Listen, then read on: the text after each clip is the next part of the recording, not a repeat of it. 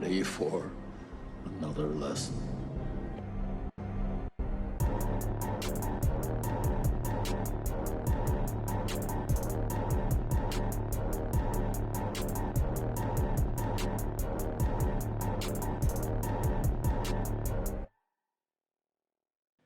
What's up, everybody, and welcome back to Back Row Banter, your favorite casual movie talk podcast. I'm one of your hosts, Adam Schwartz, and on today's episode, we'll be talking about the movie Ex Machina.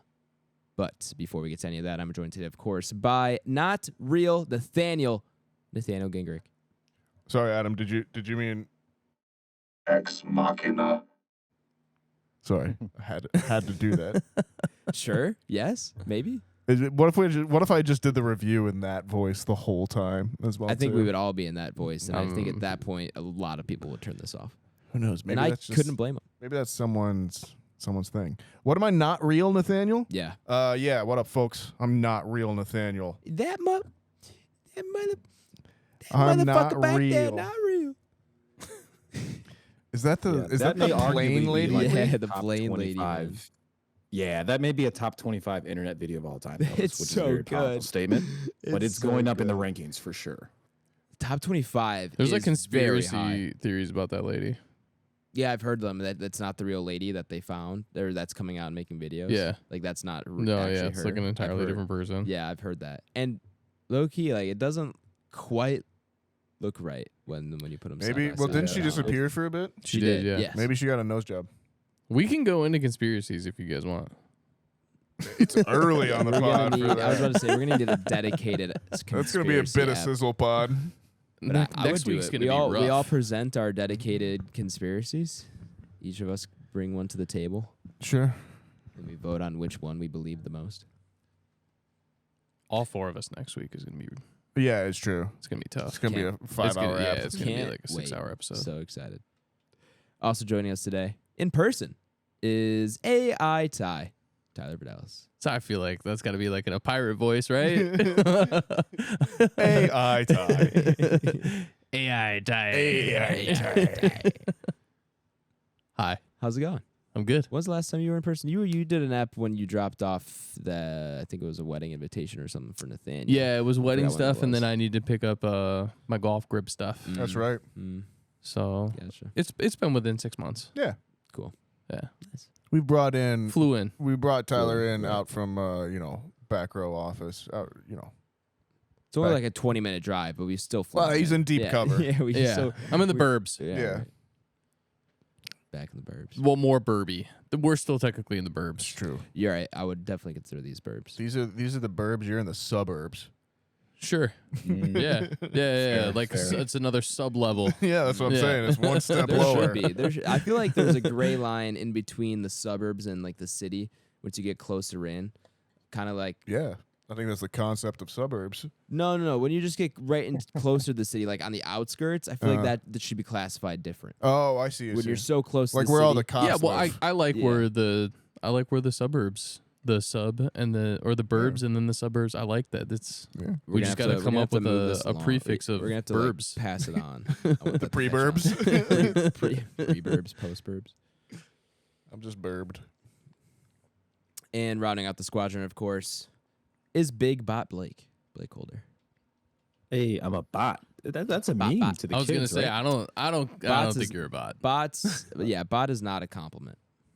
Yeah, that's why. Yeah, you're Justin's gonna kinda have to like a put us bot. on the lingo. You're right. Adam, Justin is a bot. You'd call it. That's a great insult for Justin. I'm gonna see. This I'm is gonna a- say that to him next time and see if he I'm knows gonna what be that is. honest. I feel like this is a social a social radar that I don't have. If you're a bot or not, maybe that makes me a bot. Oh man, you didn't know bot was a meme. Well, Or you're call just saying somebody you a don't know bot. how to. I've only determine ever if- heard if it- one is a bot. yeah, I've only ever heard it in the context of gaming, which there I understand it, but in like Sure. IRL, I would have a tough time saying like, "Oh yeah, that dude's a bot." Yeah. Oh yeah, it's like the same thing as like the kids calling somebody like an NPC. I was about to say You know what I NPC mean? is my favorite thing. Yeah, Yo. I think that's better. I That think was that's so more of good. a diss. Yo, Yeah. I just thought NPC for sure is like Yeah. for sure. I just had an earth shattering moment of I'm old where I realized that like my version of like a bot for someone was I used to call people a dial tone. Oh yeah, sure. of like Yeah. a human being. Some dude I've never heard that, but I would say it sounds similar. It's just technology's progressed. yeah, yes. Dude just used to be a dial tone. There's always Yeah. a good insult around it, but the technology just changed. We still make fun of people's internet. That's true. yeah. It's like a severe diss. Like if your game crashes and we're playing with the boys, Ding. I'm telling you, you got fucking like Kmart Dial internet or up. some shit. Yeah. Oh, for sure. That's the go-to to me and my buddies. It's wherever you live, whatever the closest establishment to you is, that's the Wi-Fi you have. So like, Yeah. I lived by Taco Bell growing Yeah, up. If the my Taco Wi-Fi Bell dropped, I was Wi-Fi. playing Call of the Boys. It's like, yeah, that's because you got fucking Taco Bell Wi-Fi. Yeah. Yeah. Send me a fax, asshole. All right. Are we ready for just rolling right into the review? I guess there's no big stories, I suppose. Yeah. No big. We don't even do that anymore. Who passed? we Who passed also- away? Somebody passed away. didn't Someone they? passed away? What? R.I.P. Really? them. I don't know. No. The only side news would be is that bad news for us, good news for Tyler. The Bears fucking blow. Oh yeah, we can talk about this if you Yeah, want. I didn't even really want to bring it up, but yeah, I figured we had to at least address it somewhat. Yeah, But yeah, man, it's That's right. Football was this weekend. it was. to say that was a travesty. Yeah, well, Would be the an funny part is we didn't play that well either, Yeah. which doesn't We bode being well for the- you guys either. The Green Bay Packers. Yeah, I'm on Correct. the team. Tyler's a Packers fan. Me and Adam, I guess you would say Bears fan just due to proximity, right? Right. Because, We're just like I what you mean, grew up with. Jesus, It's your DNA team.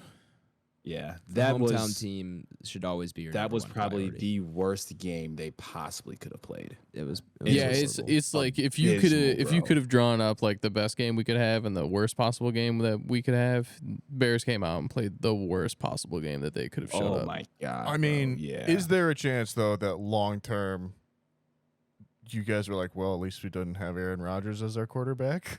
Yeah, so that's a at least we're not travesty the in Jets. itself. Like, that's a whole yeah. did you after Monday when Tuesday came, were you like, well, at least we're not the Jets, boys? Well, he wouldn't have got hurt behind the Green Bay line. There's Well, just, no, I'm talking about for the Bears, boys. Oh, Would you rather be yeah, in the I Bears think- position sure, or the sure, Jets sure, position? Sure. Yeah, I would say. Yeah, no, if Justin unfortunately, Fields, right, the Aaron Rodgers thing is super sad. But yeah, I would say the Jets fans after Week 1 are definitely the fan base where it's like, man, our season's cooked. Sure. 'Cause they probably Yeah, had that- a chance to actually be. Really Yeah, but good. you still beat You know what I mean? Buffalo, and it's not like he had an impact in the game.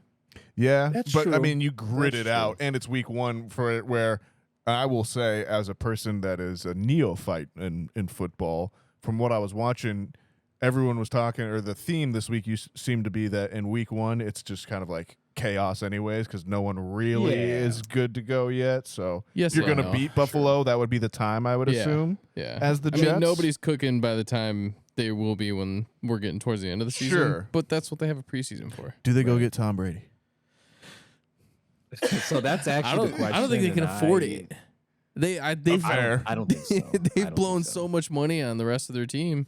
I guess that's a realistic concern. I just don't think that they can afford to go out and get somebody else. They're gonna have to get somebody else because they need a backup to their Zach backup. Wilson, baby, he's the man. But Well, what's that cat from San Francisco that they can't find a place for him? Trey Lance. Kaepernick. No, he went to Dallas. Oh. or no, Oh, not okay. Dallas. He's the backup on Dallas. Is he yeah. the backup on Dallas now? Okay. Oh, and I I believe so. I was Or unaware of probably that. I think it was string, but yeah. To Nathaniel's point though, that probably would have been like an almost ideal. At least let's just get this guy on the roster on like Right. just in case. Sure. You know Yeah. what I mean?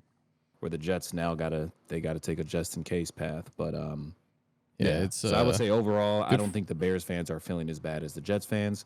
But Jesus, talk about going into the season like, all right, no Aaron Rodgers. Can we beat these guys? I know we were bad last year. Jordan Can we Love, at least baby. improve, play competitive football? What's Drew Brees And doing? we probably roll we go out. out there and they, I think he's doing they play media like now. that was like unbelievable. yeah, bro. man. I can't believe they had the game that they had. I honestly was going into the game a little bit more nervous just because it's not that we don't have Rodgers, but we haven't seen enough of Love to. Sure. For sure. But like I have all the confidence in my quarterback. I was on the Love train way before. My fantasy football team name is Love Conquers All. I just picked him up in my fantasy team because I had Aaron Rodgers on my as my I had to backup auto QB. draft, unfortunately. Duality 'cause of it a was, man. It was when I was dying, and I didn't want them to reschedule, so You're- I auto drafted. But I did also end up with Aaron Rodgers, but he was my backup. He was Kirk my Cousins backup, is too. my I primary. got Trevor Lawrence. I saw him play over the weekend. Kirk, Yeah. he's a good guy. Yeah, I think they lost. He was the guy They that did lose. you were saying on QB or Yeah, whatever. he's on the really quarterback stood out, show. Yeah, right? he's in the quarterback. Good quarterback show. though. Just He's unfortunately solid. just lost to a bad team. So Hey, all I'll say Yeah. is the Bears lost, but so did the Chiefs. It happens. True. you know Could what? be a What's fluke. more important, Adam, is that the Bears lost and also the Panthers lost because the Bears have the Panthers' first round pick. So if the Bears are actually as bad as we think they are, we can probably have 2 picks in the top 5. So Oh. that'd be able to do some damage. But yeah, nonetheless, could- I'd rather them win some football games. But that's They what it's just looking made like right so now. much. fellas. They did so much in the offseason, and then I you know. were kind of looking back, and you're like, oh wait, did they do that Talk much? about a team I forget exists every weekend. The Carolina Panthers. Their Yeah, man. fan base, Charlotte. When I visited Charlotte back in February, we went out to the bar. Everyone decked out in like their new FC team gear. What else and, is there like, going to be to cheer for there? No, but what I'm Do they have saying a is baseball team? they No. seemed Carolinas? like it was like everybody. Like it seemed like everyone was really on board with like their sports and everything. Yeah. And like you don't think about Charlotte or the Carolina Panthers, but they love their sports. I could tell. Yeah, Everyone I had know, sports stuff on. The Carolina Panthers had. It was like it was everywhere. Yeah, because you're in Carolina. What else are you going to do? Yes, I'm just saying. I'm You kidding. shouldn't think they don't. I'm trying to exist. pick a fight with Carolina. Let me. Okay. I think their hockey team is pretty good as well too, though, right? So I'm sure they've Hurricanes, got a yeah. strong fan base out there. Yeah. Fair enough. So Charlotte, golfing, dope city. I know. Charlotte is a cool city. I like golf.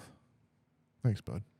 I feel like I have to get into golf. I'm getting like peer pressured by you guys, peer pressured by Just- my brothers. You know what? And their Start friends. small. yeah, I got peer pressure Mini by golf? one of my buddies. Yeah. I went on a Okay. golf course for the first time this summer. Yeah.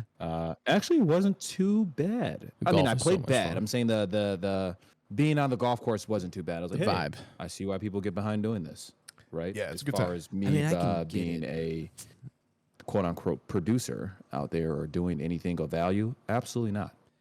I'm Yeah. going on Saturday morning. I'm hyped. Yeah. How often you golf, Ty? Once a month guy? Do you try to go frequently in the summer? I would say throughout the summer, it's probably once every 2 weeks. Oh, yeah, it's a decent amount for sure. Sometimes you'll get the once every 3 weeks, but in the summer, it's never a month. Gotcha. And then sometimes during the fall, it kicks up a little bit because Cheaper rates. your boy just, I don't care if it's more expensive. Your boy just likes the nice cool breeze, Yeah. I'm having a with you. pair of pants on with a sweatshirt and just hitting the links, having a drink. It's a good old time, A little yacht rock in the background. dude. It's a It's vibe. true. I'm with you. If I could light a Did you say- candle Or- in the fucking golf cart, I would. Did you say yacht rock? I did. Yeah, yacht rock. What is that? It's the best golfing Yeah, Spotify station. Oh, okay. It's basically just fucking It's like smooth rock or soft rock. Got it. yeah, but it's like volume 1, volume 2, volume 3, Yeah. just on a playlist. Yeah. Cool. Love it. Should we get into the review, boys? Sure. Yeah, let's talk about it. Nathaniel, would you like to introduce said review? What up, folks? If you're new or maybe you've just forgotten, the way the review segment works here on Back Row Banter is it is split into 2 sections. There's the non-spoiler section, and then there's the spoiler section. It's pretty self-explanatory. In the non-spoiler section, we'll go over the movie itself, who wrote it, who directed it, who stars in it, as well as the IMDb summary itself. We'll go around the squadron, say if we would recommend this movie. Has to be a yes or no. There is no nuance on the internet. And yeah, from then on, it'll be spoiler time. I'll play the spoiler noise. And we'll delve into the movie a little bit, get our bigger thoughts out, go over any plot twists, which, there will be twists. Maybe. Who knows? And if you don't want to have anything spoiled for you, do stick around for the rest of the episode, which we will mark in the show notes for you, and see where we rank this guy up on our Entropy list, which is our big list of everything we've watched on the podcast ranked.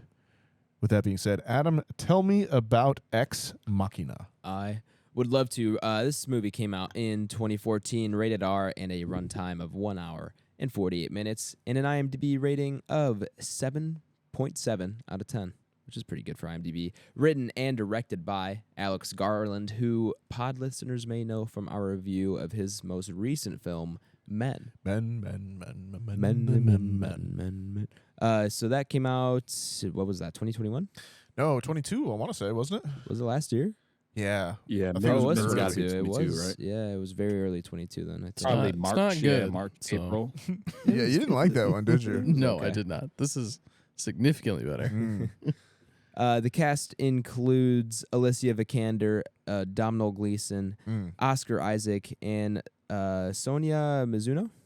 Yep. I'm gonna go with that. That's pretty much it. It really is. There's a Bit of a bottle episode. yes, you could say that. The IMDb summary reads as follows. A young programmer is selected to participate in a groundbreaking experiment in synthetic intelligence by evaluating the human qualities of a highly advanced humanoid AI. Well, that about Sure. says it for you. Yeah, and you know what I do like is I get on here all the time and I say, "Oh, it reveals too much." This does not, and this is not a movie that you should reveal a lot, and it gives you just enough where you're like, you're blind basically going into it, even after reading the summary. Yeah. Because what I does think- that mean? I think we'll talk about that maybe a little bit more later on, but it is very much a movie that has a simple premise, but finds a lot of depth there. Right. And definitely is tightly constructed around that simple premise. 100%. Tyler, this was your first watching, yeah? Sure was. I gotta know, how was it watching this again? Because this is up there in terms of movies I wish I could watch for the first time again. Yeah. Obviously, I didn't watch this in theaters. Right. So it was an at home experience, but it was good because this movie being as small as it is, Sure. from a set wise, it feels good to be in a cozy place, and we had a couple gloomy days this past week with some rain and some overcast. So it was kind of like one of those tuck in kind of Oh yeah. feel good Like movies. a Prisoners. Oh, it was Yeah. very strange how like it has been about 90 degrees over Yeah, it here for plummeted. yeah, Yeah, in one day. weeks at this point, and then it was someone flipped the switch, Yep. and then it was fall. But then I'm sure like a week from now it'll be 90 again. Yeah, it's false fall. Yeah. Yeah, absolutely. Yep. First fall. We'll get to second fall. Yeah. It's like Hobbit breakfasts. Exactly. So yeah, I had a really good time with this as far as like a viewing experience. I really enjoy the direction of it. We were talking earlier. I've been playing a shit ton of Starfield. Yaha. So I'm definitely in a sci-fi kind of setting, and this being the kind of a leader as far as sci-fi movies, from my understanding from when it first came out. Yeah. Kind of what it's become now. I think this falls under the modern classic kind of Yeah. like genre or cut, if you want to go with that one. Sure. And In the sci-fi genre, at least. yeah, and so yeah, I had a really good time with it. I was by myself and got to listen to it loud. And Do you think this is one you could show Leah and she would enjoy? Your wife now. This is a good new demographic for us. We have the married yeah, couple now. there's a wife perspective. Yeah, there's a wife I'm guy. a married man. My perspective on things have changed. That's right. You have to think of things as a unit now. Exactly. Mm. I really don't think it would hold her interest very well. Okay. We did the whole Westworld thing, and that that's fell off right. pretty quick For sure. for her. And granted, that's westernized quite a bit. So she doesn't overly care for that genre. So maybe that's a little bit more of it. But I think it would at some point through this movie, she would be like, "I don't get it. I don't know. Like, I don't know what's going on. I don't understand." Sure. And it would just kind of fall off for her. All right, fair enough. So, but I think because it is one of those movies that makes you think. Oh yeah. And it's one of those movies that definitely has the expectation of you coming up with a lot of stuff by yourself. Yeah, it doesn't hold your hand Yeah, too much. Exactly. And so I think that would play into a little. If it was a little bit more directionalized and it gave like a very clear plot line, I think you'd probably get a little bit more of like her demographic. But this is definitely you have to have somewhat movie knowledge. Okay. Or, a bigger, an in-depth background of why film is the way that it is sometimes. Okay. And so, yeah, I think there's a little bit more depth here, which is fine because I think that's the main demographic they're going for. Yeah, it's genre, right? But it's that what has been taken today to, I think, be elevated genre. Sure. Where it is, it is genre. Like, but it's Chipotle, it's elevated fast food. exactly. Yeah. It takes itself seriously, I guess, is the thing as well, too. But overall, I loved it. I'm definitely a recommend. I had, like I said, an awesome viewing experience, but it's fun. I actually basically ended up watching it twice, just because I wanted to go back and soak it all in. Yeah, and since it was so easy, and I've been sitting at home, I was like, hour 45 is really easy to fit into my schedule. Yeah. Yep. So it hits that same nerve, I think, as the other movie that we say that he secretly directed, which was Dread as well too. Sure. Which I think is that same kind of like hour 30, you're in, you're out, and you know what you're in for, Yep. and like just tight storytelling. So yeah, but yeah, I'm in on this.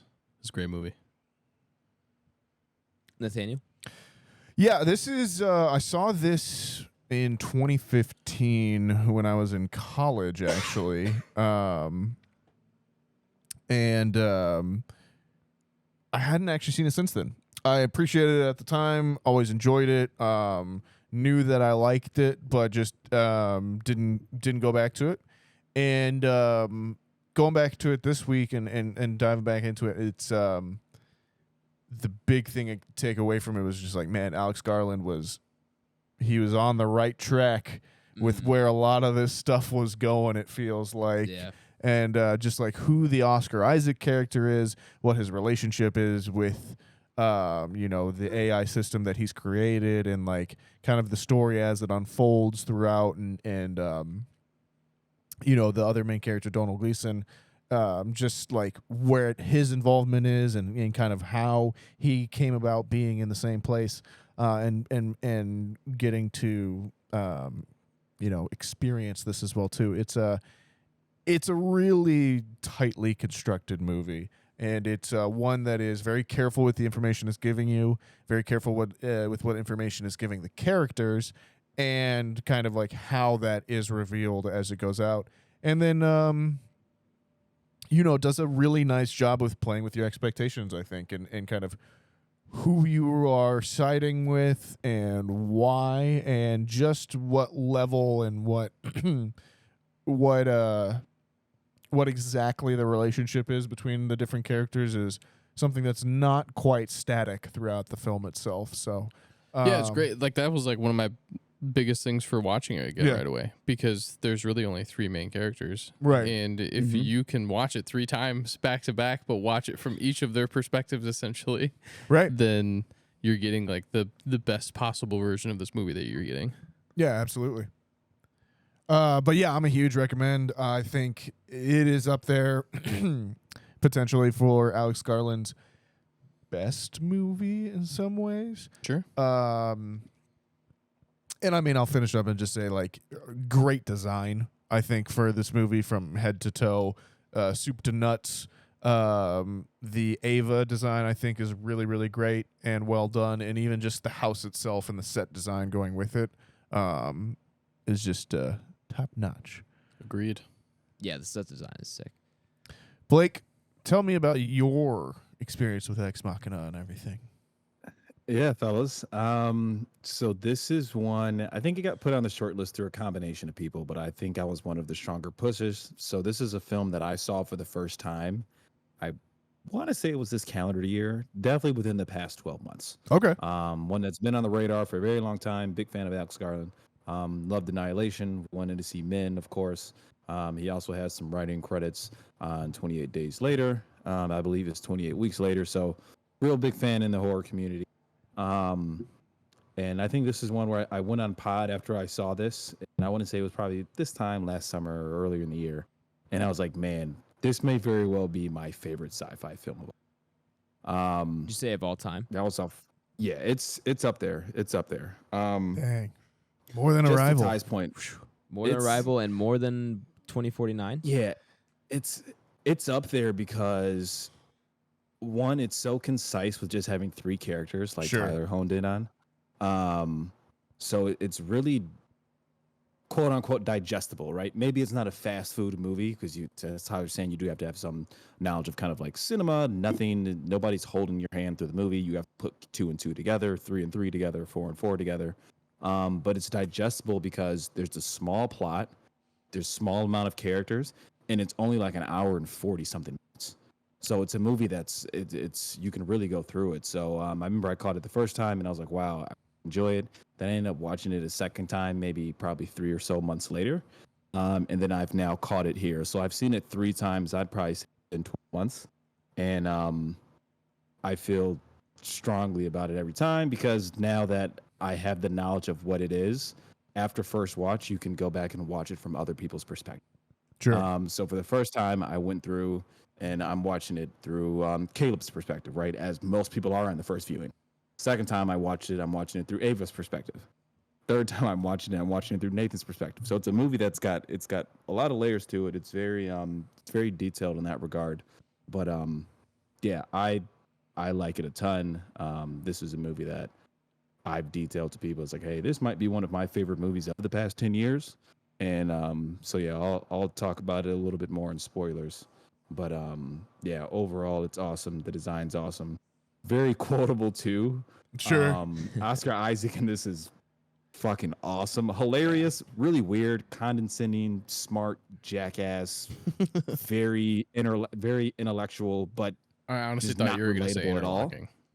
Within cells what? interlinked. yeah. So yeah, very. He's just like he's the rich, smart CEO. Doesn't really relate to any of his employees, right? But he's so quotable sometimes. And it's just the way he explains things to Caleb. Then it makes sense, and I don't know how else to go about it. Like, the more you watch this from different angles and from different perspectives, the more I believe you can actually appreciate Oscar Isaac's character as Nathan and what he's doing for the film. 100%. Because on first glance, yeah, you're kind of like, ooh, I don't know, this guy's like weird as fuck. He's an asshole. Is he lying to him? Is he gaslighting people? Right? And then like the more you watch it for more viewings, you're like, oh man, this guy might be on something. So yeah, we'll touch on that in spoilers. But yeah, I like the movie. I highly recommend. I'll pass it to Adam. Yeah, didn't catch this in theaters. Saw it, I think probably in 2015. So just the year after it came out. Absolutely loved it. When I saw it, I think I've seen it one other time in between now and then. I can't remember for sure. So this is my second or third time watching it. Still very, very good. I don't, as I mentioned or alluded to before, hard to beat that first watch when it comes to this movie when you actually have no idea what's happening. Just because you are, as Tyler, you mentioned, just guessing constantly, and you never feel comfortable that it's what you think, and what you think is constantly changing from scene to scene because you're always fed just a little bit more information with every scene to like maybe you think that you're wrong in some ways or whatever it is, and what's actually happening. So that kind of experience of the first watch is hard, it's hard to get back. But there is definitely value, as you guys have touched on, in rewatching it. And knowing what to look for in all those signs, and there's an art to that too, and how they build up to everything.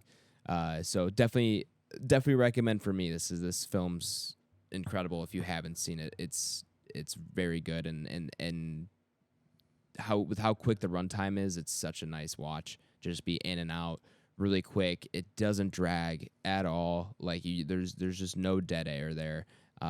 It's just really tight, compact, and a nice little package. I really, really like this movie, and I'm definitely recommend. A big fan. All right, is that a recommend all around? I'm assuming. I believe so. Absolutely. Cool. Well, with that being said, we're going to go ahead and head into spoilers. So if you have not seen Ex Machina and do not want it spoiled for you, and trust me, you do not want it spoiled for you, go ahead, check that episode description where I have left a timestamp you can jump to where you'll be taken to the movie or to our ranking of the movie up upon our entropy list. Nathaniel, spoilers time. Oh, what shall it be this week? You could do the robot voice one if you want. Let me find my robot voice. Oh. Stand by for station identification. Spoiler alert. Spoiler alert. There we go. What's up? Spoilers. I like it. That was fun. Shit goes down. Shit goes a lot of places. Yeah, it I does. fucking love this movie. It was great, bro. Mm-hmm. Man, that was your first time. I'm so jealous. Yeah, it was cool. I had a ton of fun with it. It's definitely a roller coaster of emotions. Yeah, it's very easy to like. Well, it's I guess like it's very interesting now having like seen Alex Garland's work post this, where you have like Sure. Annihilation and then obviously Men as well too. That I feel like he is a guy that has been thinking about the interactions between men and women for a long time at this point, Sure. and kind of keeps riffing on it. But yeah, it's a good one. And like again, I think just like the fact that it came out in 2014 and like he sees the way that he writes the Oscar Isaac character as this media mogul who's basically written Google, and that's how he uses it to map the AI. And like any of these online AI, quote unquote AI sources that you see nowadays is just that's what they're doing. They're just collating information from giant sources that all Yeah. have, you know, endless speech patterns and speech and just files and files and files of people talking and that kind of thing. Like the you know, and that's what they're building these AIs off of, and how they're modeled off of, you know, human interaction, that kind of thing.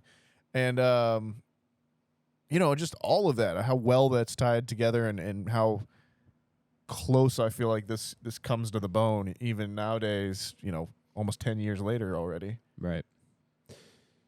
Yeah, what does he say about the search engine? They thought it was a database of how people or what people wanted or something like that. Yeah, and but it was how. It's how people want, yeah, or it's like why or something like that. I forgot the exact It was quote. what people think and how people think. Exactly, yeah. Yeah, there's a lot of deeper references here. There's a lot of stuff referencing the Bible. Oh yeah, I mean Adam, Eve, Ava, you Yep. know, all that. So it's definitely really deep. I really stuck with the Through the Looking Glass reference, which is that the sequel to It's a Alice in sequel. Wonderland? Yeah, that's when she comes back. And so through all that, basically she goes through a mirror and then she gets put into this giant chess game, Yes. and she's a pawn. Mhm. She doesn't know anything. She has to learn the game. And so that's where I see Ava. Yeah. She's there. There's always these cool shots with like her being in reflections. You don't Right. actually ever really get to see her without something being in between her No. and the camera. Yeah. Right. And so it's very cool to kind of see her not potentially, but see her go through the progressions of essentially learning this game that he's trying to teach her through all the manipulation and stuff, and that he references at the end. And so it's really cool to see her progression through the story. And that's really what kind of stuck with me through my first viewing. Yeah, I think obviously on first viewing, as a viewer, you're fixated on Ava, right? And how her interaction with Caleb is, because that's how Nathan introduces the entire thing. So while watching it, you're definitely breaking it down like, okay, like I wonder if the AI is sentient, right? Does she have feelings? See, look, I'm already sympathized, client. It's she. Yeah. Does the AI have feelings? Does the AI have emotions? Can the AI recognize things? Can create relationships and friendships, which are all things Nathan was really challenging Caleb to see if they were true or not, right? Because that's a Turing test. So that's basically what he was going through. But then as the film goes on further, you can see Nathan now challenging Caleb in terms of like, okay, well, like, how do you feel about it? Do you think it's worked, right? B, do you think she's actually building a relationship with you? Do you think she's trying to manipulate you? Do you think she's trying to get something out of you? So that starts to make Caleb second guess the entire thing. And it's so good because as you can see, fast forward, right? Nathan's completely right the entire time. And he's like, I mean, I don't know if she really has feelings for you. I think she just has feelings for you because you're the first man she's seen that's not me. Like, Right. That's how Nathan's trying to play it. But in reality, it's like, no, not at all. I think she just realizes you're an avenue of escape, which is something Nathan brings up, and he's totally hits it on the head. But watching it the first time, I'm kind of like, I don't know. Yeah, you don't think of her like that. You get tricked into following the same thing. Yeah, exactly. Yeah, you fall for sure. it. For sure. You sympathize feel with how her Caleb and- feels. Yep. Yeah, and Yep. so that the whole like point that they essentially build a relationship, or at least he thinks they have a relationship, and she's just playing him the whole time, which you don't ever want to think. You're like, well, that was really mean. Yeah, right. You know? Right. But then, but But it makes sense. to Yeah, Blake's 100%. to Blake's point, Nathan lays it out in front of her. He's like, I created this whole thing, and I have given her one avenue of escape. Yep. And this is just proving that she did it. And it's that whole thing of just. It to Tyler's point, it taps into you never know what your kids are. You can't control Yeah. other people. What you create will eventually outstrip you and obviously, pass you by and everything. It's Yeah, humanity's nightmare. We create our own destruction. 100%. It's Terminator. The same thing. Yeah. Yeah, It's Skynet.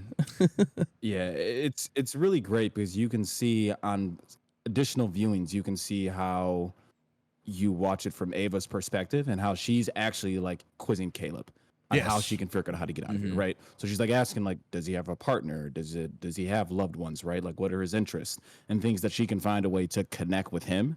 So that way it feels like there's a genuine connection. But really she's like, I just need to get to know this guy so I can get the fuck out of here. Right. Which is interesting, right? Because I think once they put together the blackouts, right, it's now released, or as the viewer, you now realize that that's Ava doing the shutdown. Yeah. Right. And then she kind of like, I don't know, for lack of a better term, like gaslights him into not believing anything Nathan's saying. With like, do you actually trust him? Do you think he's lying to you? And Yeah, he like cuts it's himself. really like yeah, that whole scene yeah, is fucking sure. insane. That was a lot different than I was anticipating for sure. yeah. I was at some point I was gonna like, I'm sitting there and I'm like having the same thought I'm like, Right. are you real? Yeah. Yeah. Are you part of this game too? Mhm. And then he does it and I'm like, holy shit. Well, then, I mean, it's on rewatches too that you see, obviously, that you forget about the little things like the reverse shot from inside his computer at the beginning of the Yep. film where you realize, oh, he has been being watched the whole time and being tracked the whole time. And Yeah, all the blue lines and everything Yeah. when it's like scanning him Yeah. and everything like that. I was like, that's cool. Those are cool shots. yep. And I think, where was I going with this too as well? I think just the Nathan character is just so insane. I mean, God. And Yeah. and so yeah, What a great there you bit. go, Mr. Quotable. What a great bit. And like I mean, there's two movies there's two scenes in this that stick out for me in my mind. One is the lie detector scene where he realizes just how more advanced than him she is, Right. and how dangerous that becomes on a dime without there ever being any threat or anything notably brought out there. It's just you as the viewer also understand where Caleb's coming from, this position of like, well, I'm the human, I'm testing this machine, it's beneath me, Right. but all of a sudden it's got an advantage on him that he never anticipated. And I think that is very, very effective filmmaking in there. And then the other one is the dance sequence, the disco sequence, where Oh, that's dude, my so favorite good. scene. where Nathan comes in. I had to bring that up. And it just goes, and it comes out of nowhere. You're uncomfortable. Caleb's uncomfortable. No one really knows what's going on. but and it's then, choreographed. Yeah, and then just out of nowhere, he flips on the dime, and it is something that you are not expecting at At all. any given moment. And it's it's so creepy and so weird and so funny, and it's Yeah, great. it's like, what do you do down here with these people? Right. Like, or If these I'm not mistaken, machines is and- that's before you find out Kyoko is also an AI, Right. correct? Yes, yeah. Which you There's could have yeah. guessed. there's though. signs, like I think Yeah, there- there's signs for sure. as there's the that viewer, great you're shot just- that split diopter shot where she's still in focus, and you realize that Caleb can't see her, but the audience can, and she like kind of yeah. she like powers down in the Yeah. elevator. Yeah, Well, like Yeah. I mean, even before like all that, when you first are introduced to her, I think my immediate thought was like, oh, you're fake. right. And You're he AR says for like, sure. oh, she's a great wake up or whatever. Yeah, like, right. yeah, Yep. Alarm clock. alarm clock. Yeah. And then you learn that she's a fake. Sorry, that's- Blake. Go that's- continue. Yeah, I was like, yeah, I love that scene. No, that's my favorite scene because that's after Caleb finally confronts him, where he now starts to have feelings for Ava, right, sympathizing with the AI, and he's like, hey, like, why did you tear her picture up? Like, you treat her like shit, XYZ. You know what I mean? Then nonetheless, Nathan's rebuttal is just the most quotable thing. But he was like, I'm gonna tear up this fucking dance floor. And then Yeah. the movie just Yeah. completely changes, and it's awesome, bro. I love that scene so much. Yeah, Oscar Isaac kills it in this, dude. Yeah. He absolutely And it's a good crushes it. routine. That thing goes on for I don't know. It's probably like 90 seconds. Yeah, no, 80 and seconds, honestly, it and could it's- go on for the rest of the movie, and I'd be happy. for sure. Yeah, like why hasn't that That's, been memed? Oh, it w- has. That's the it scene should I've be. seen memed the most from this for sure. Yeah. Nathaniel, that's my Defy Bloods dancing Oh, disco. That's my That's- disco scene That's right still there. one I of my claimed that favorite one. scenes. I think about that often. Uh, So where do you guys land on Ava? in terms of I guess are you afraid that she's out there? Does she Oh man, I think like how would you know at the end of this, right? How would you know if she was an AI if you came across her in the street, because she's all dolled up now? You wouldn't. you wouldn't. That's the thing. that's If they point. were I don't that think you would, and advanced, that's We, very we just wouldn't know. you just wouldn't know. know. I don't think I'd want to. Yeah. So this is And- actually and I the think prequel what's to even more Blade Runner. crazy is as the viewer watching it, you're pretty much following like you almost follow the same path Caleb does, right? Yeah. Where you really start to feel like, oh, like maybe because it's an AI and Ava is so smart and so articulate and able to communicate and has feelings, it's like I should try to get Ava out of this situation. Keep Mhm. saying her, and I feel like that's me just like falling into the trap, right? Like assigning a gender and things of that nature. Sure. Because Caleb even goes on where he was like, did you assign her a gender intentionally, right? Don't you think it can just be like a block square or something like that? And then he starts to, and that's just like his insecurities of him starting to feel for the AI, Right. right? Because he's talking to Nathan. He's like, "Oh, did you create her to be a woman? Did you program her to have feelings for me?" Well, then Oh, and that then nature, and the it's really porn thing. strange, yeah, and but then it it's- comes back up again when he does realize that yes, he has done all of those things to Yeah, draw for Caleb sure. in, and then he goes one further. He's like, "Did you, create her face off my porn searches?" Which you Yeah, see on her crazy. wall. You see the Insane, bro, model but of it's her, so yeah, good. of what his preferences are. The whole body sequence where you see where she was built, Mhm. I thought that was pretty cool too. That was- yeah, He that's like really pulls cool. the brain Oh, out, and yeah. you get to Yeah, see yeah, like yeah. But all in like the the- workshop. And he's Yeah. like, "Oh, Yeah. this is her hardware." He goes, "No, wetware," and like that's so Mhm. dope. That's so dope. Yeah, and then he even indulges to him while he's like venting about his quote unquote insecurities and if he feels like she's being intentionally programmed to like him and be attracted to him. Then Nathan basically goes on. He was like, "Hey, well, like, she does have a reproductive system, and you can Yeah. engage in like consensual sex, which is crazy." He's like egging him on. So like, as much as we're on here saying Nathan's obviously this very intelligent guy putting together this AI database and a Turing test, but I mean, he also is just like making AIs and like sex slaves, for lack of a better term. Yeah. Sure. So he's also an incredibly fucking weird guy too. When you break it down on that. No, he's definitely like the Zuckerberg, Elon Musk, but he's actually smart, like character. He can you back know? it up. Yeah, yeah. he's scary smart.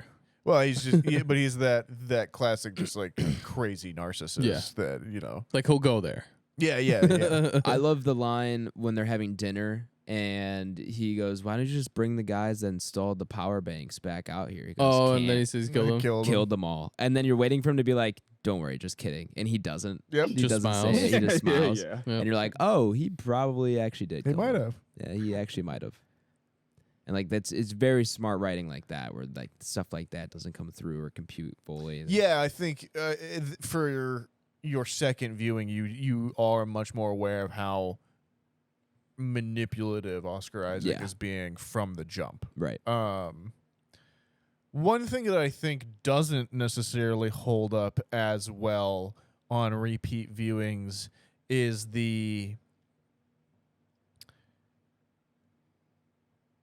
horror reveal of the different other AI Sure. bots in the cabinet afterwards. Yeah, I think my first time seeing those cabinets as well, when he takes them in the Yeah. room and you finally get a look at like essentially when you initially see them like way in the beginning through like a shot, they just kind of look like mirrors. They are mirrors. Yeah, they're all closed. Yep. And then when you see him when he takes him into the room after he's been hammed, Yep. And he just says, it's funny because he's like passed out. He's like lights. Yeah. But then you see like they're like boxes, Yeah. not just mirrors. So then you're like, oh, those have other Yeah. people in them, other AIs. You know, I'm like, yeah, that's weird. But I want to see you open them. I need to be. They need to be opened. Right. But I think once you're at the end of it, when you're like, well, no, Ava is this, even she and at Model 9 was like, is not human and didn't come close and is something different.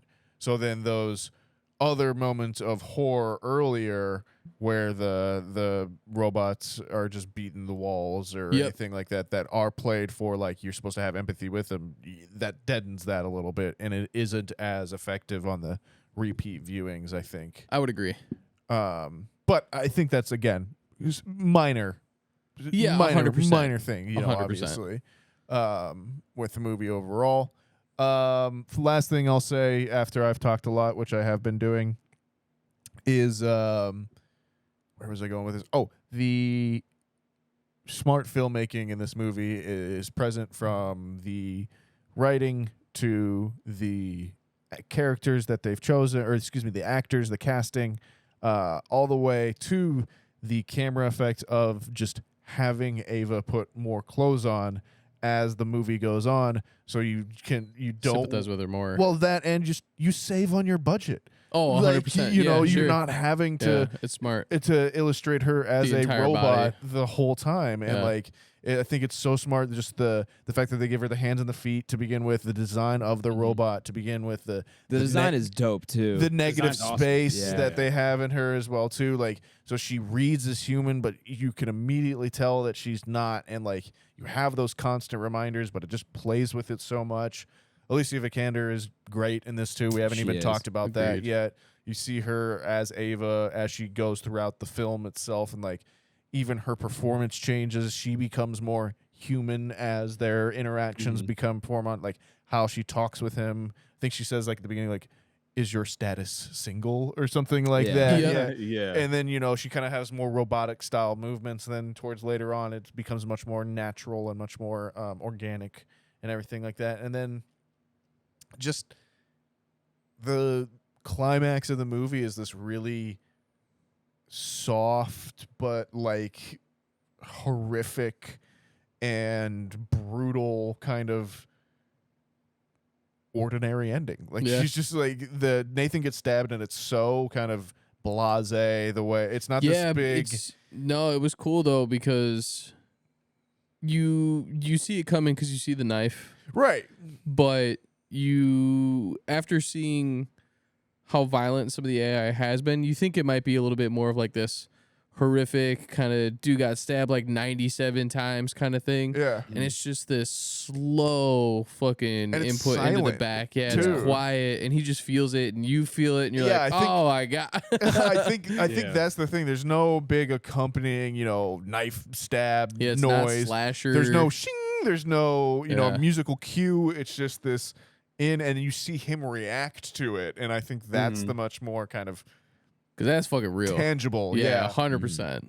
And then similarly, once Caleb is left behind, just having the successive bits of him trying different things to escape is much more effective than, just the closing of the door or something like that, or if she'd cracked his neck or something, I Right. guess, but yeah, I've talked a lot. Someone else talk now. Adam, you want to chime in? I feel like I've also said a ton of shit too. I feel like I've talked a lot. No, too. you guys are hitting all the points. That the biggest highlight for me, we've already touched on this, is Oscar Isaac for sure. But Domhnall Gleeson does, I think, do such a solid job in the lead role. It's hard to be up against Oscar Isaac in what is quite possibly his best role yet. It's hard to stand up to him in this film, but I think he does keep up well enough, and the three of them together each have great chemistry on screen together. Domhnall Gleeson, particularly with both of them, he's got the most screen time with each actor, of course. Agreed. But he's really good in this too, and he does a great job of where you can never fully tell where he's leaning either. You don't know if he's all in on the if he believes Nathan entirely, if he's planning against him, until eventually you can kind of tell he does kind of turn at a certain point. Up until then, it's a little iffy. And one of my favorite scenes is when he's asking him about he's asking Nathan about what he'll do with Ava if she doesn't pass the test or whatever. He goes, well, either way, she's getting another update and she'll probably be dismantled and reformatted or whatever. And then he gives the Oppenheimer quote, the "I am death, destroyer, destroyer of worlds." And he goes, "Yeah, fuck it." And he makes a quotable joke, goes, "Yeah, no, I know where the fuck it's from." And then you kind of just be like, and then you can kind of see the reaction on Domhnall Gleeson's face, where he's just like, dude, this guy actually is a fucking asshole, and he doesn't care about me. Yeah. I know what he's gonna do to this robot that I have feelings for. That now. was the And turning that's point, exactly. for It's the sure. turning point for him, where he's just like, this guy's actually just such a dick.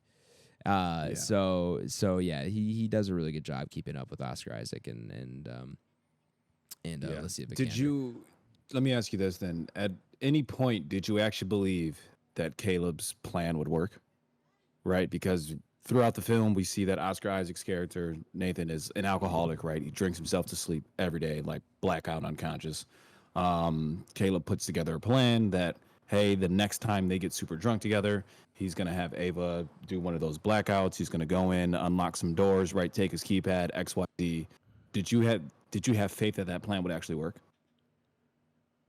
I'm gonna ask Tyler on that one because he had the most recent first watch. I would say yes and no.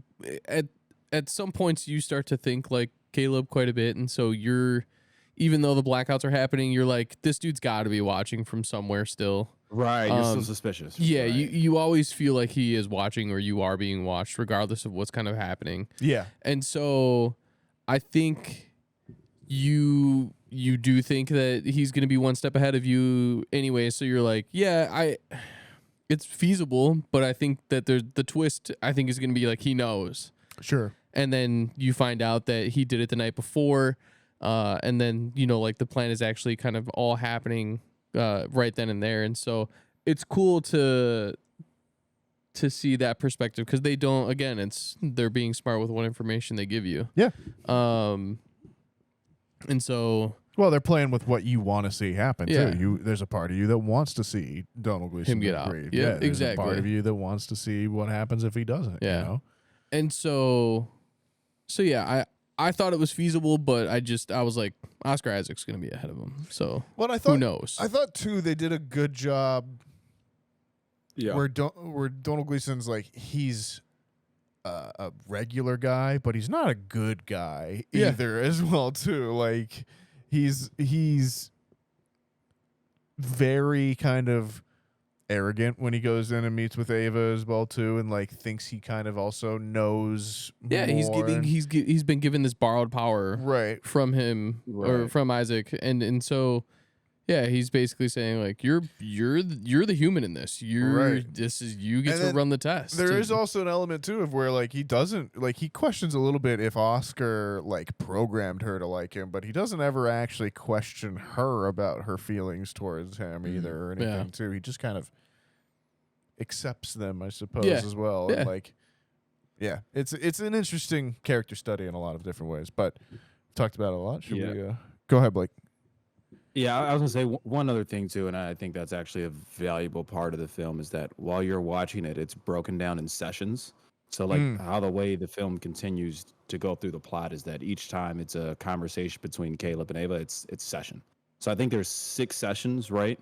By the time you get to the second or third session, I think you realize that she controls the blackouts. The blackouts are for the viewer, right? The power goes down at the house while the power is on. To our understanding and to Caleb's understanding and to Ava's understanding, everything is being recorded 24/7 Right. until these blackouts occur. And then finally, in like the second or third session, you realize that she's controlling these blackouts, and now they try to formulate a plan. But yeah, having the film break down in sessions is awesome. And a funny story on that, I actually came across somebody because I believe there's 6 sessions in this. I came across somebody on Xbox playing Mortal Kombat. This is maybe about 4 or 5 months ago, and the guy's gamer tag was Ava Session 7. Hilarious. Nonetheless, That's dope. great guy. Befriended the guy. We had a really good conversation. I think I ended up DMing him on like Xbox, and I was just like, I love that movie. And we like talked about it on Xbox chat for a little bit. But yeah, very funny story. So yeah, that's all I got. That's dope. Well, just talking about the sessions real quick. This is actually a pretty important scene for that because they only go into the session after the day is over. So it's cool to not only think of the sessions as with just Ava, they're like therapeutic sessions for Nathan as well. Yeah, absolutely. Because he's getting drunk, he doesn't actually have a human element to talk to. Yes, he has AI, but he knows that he only wants to give them a certain amount of information. So now that he has an actual human element, he's letting go of a ton of stuff throughout this entire movie, which is pretty cool too. And then I just love Gleason. My first experience with him was About Time, Sure. which not only does it have kind of that sci-fi element to it, but it's also a love story, and your boys are romantic. So if you haven't seen that, definitely watch it with whoever you're maybe dating. Or maybe trying to date. There you go. It's a killer movie. And then Black Mirror, which is like totally up this fucking that's alley. where I knew him from. With the clone episode, I'm like, dude, that episode was fucking crazy. So yeah, kind of in the same vein, but I loved all the acting in this. I thought everybody did a really good job, but I really did not expect to see Gleason, and I was really happy to. If this was a Black Mirror episode, would this be the best Black Mirror episode? Pretty I close. could see it oddly being one. Yeah, for no, sure. it definitely feels like one when you say Well, it. I mean, and some of those are within that hour 20 realm. Yeah, So some yeah, of them it's are up not in that, it's not completely out of that, and it'd be a great episode. It'd be up there for sure for best episode.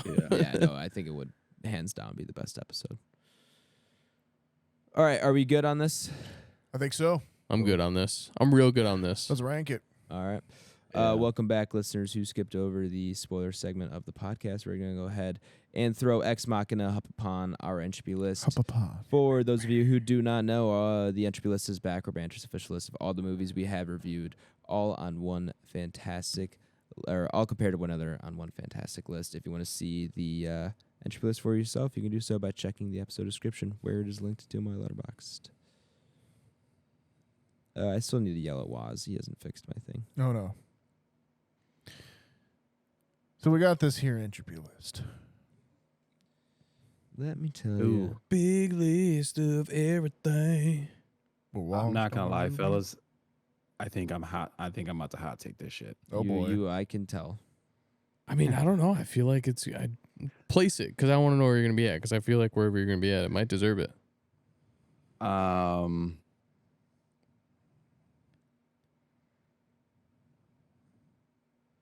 7. Holy. Wow, that was way crazier than I thought. But that's good on you. It's I don't care for Jurassic Park though. So like for like the rationale, Sure. right? I don't Yeah. care for Jurassic Park. Mm-hmm. I mean, this Inception's movie really also cool, kinda but as deserves it. This far movie's as how crazy. many times I rewatched Inception, I've already seen this more times than I've seen Inception. Sure. Across the Spider-Verse, awesome movie. Probably get a lot of spin out of that. Get Out, I love Get Out, so that's kind of finicky on there. But yeah, Prisoners was the hard cap, where I love Prisoners, and I probably will till eternity. But as far as everything else on here, man, this, like I said, when I first caught it about a year ago, and I've now seen it on several occasions, different viewing angles. There's a ton of rewatchability on this. It's basically like a psych study. It's a sociological study. Yeah, this is probably my favorite sci. It's definitely debatable to be up there. So Wow. I'm gonna roll 7. Coming into Only this thing week, that's possibly pushing it is Blade Runner 2049. But that's just long as fuck. So also it's not like a little also different not on the film. list You know yet, what I though. mean? We still need to get that one up. Yeah. But that's was not expecting that. Which I do think we have Blade Runner 2049 coming up though. Do we not? Is it on the show notes? mistaken? Or on the show schedule? I don't know if it's on the schedule. It's definitely on the short It's list. on the short list. It has been. For Yeah? a minute. Could be It wrong. is. It is on the. It is on the. It's on the docket. Yeah, because we did the random selection from the short list, and I think it was Ex Machina Blade Runner 24. Yeah. It definitely was between those two. Yeah. So Blade Runner 2049 is actually next week, everybody. No. It's Ty's B-Day pick is next week. I got to switch these I around. got you. But then it'll be the week after. Yeah. So You won't have to wait long to decide if Blake thinks one is better than the other. for sure. At I'm some point, he rolling- will I'm be rolling forced to 7 though, choose. man. I don't think 7's completely out of the realm. I definitely think this is up there. Unfortunately, I think there are some other movies that are kind of hard capped for me, like Lord of the Rings. Mm-hmm. But yeah, this is where it gets a little hard. If somebody else has a suggestion, feel free. I think I have mine. Run it. 16. Okay. that's Below also a little- Midsommar, above Oppenheimer. That's respectable. Okay. Just because I didn't come in here expecting to put it that high, but I'm just looking at all these movies. I'm like, yeah, dude, this movie is better than that. Like He's more than good, that. man. Like more than that. For And sure. Midsommar is where I kind of have to hit a wall because of Midsommar and then Whiplash back to back. I That's figured Whiplash was your hard stop. that's the great wall of the Entropy list for me. Where if you're above that, that's impressive. So I'm gonna slot it there at what did I say, 16? Yeah, 16. Yeah. Have you decided, Tyler? No. Have you decided, Nathaniel? Yeah, I'll take a crack. I am gonna go.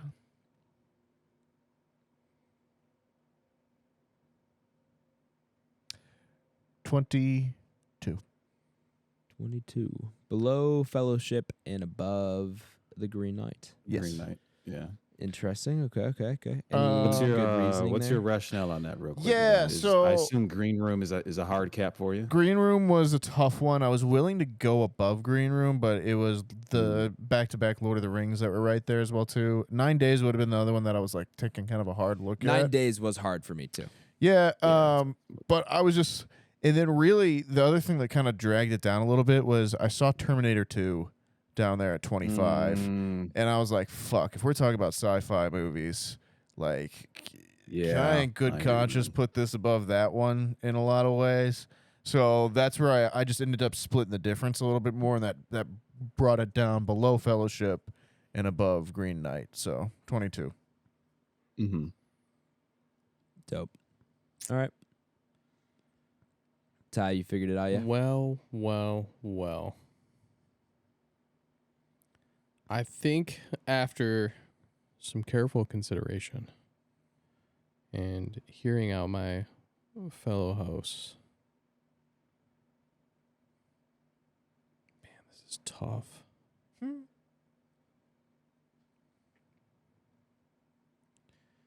I'm going to be at 28. Above or below Back to the Future? Above Back to the Future, Below Dune. below Dune. Okay. Back to the Future's pretty high up there Mm-hmm. as far as sci-fi goes. Of course. As it should be. T2. Yeah. I mean, we referenced Yeah. Skynet. Yeah. And then, I'm letting it take some, I'll give it Back to the Future. Mm-hmm. Not that it's better or anything like that, but there has to be sacrifices made. You're correct. And I'm taking another big sacrifice, Starship Troopers, That was the other one I was going to talk about. because Obviously. the rewatch value on that I think is significantly higher than this. The rewatch value on that is incredible. And then Dune, What was that? Back to the Future, you said? Starship Troopers. Starship Troopers. Oh, Starship. Yeah. Back to you the are big on Future that too. one. I Back to got the you. Future I will forever rewatch. But I'm doing my part. And then Dune, man. like Dune. I know how everybody feels about Dune. Which is It's not bad, but it's not good. Nobody was really blown away by it, I liked it a lot. but I think it's. I told you guys when it first came out, when I first reviewed it. I think it's going to be kind of like that Lord of the Rings-esque kind of top tier movies when you're done with the trilogy. I'm with you. And It certainly could be shaping up. in good conscience, I just can't put it above that. So that's, I'll give it some, but I won't give it everything.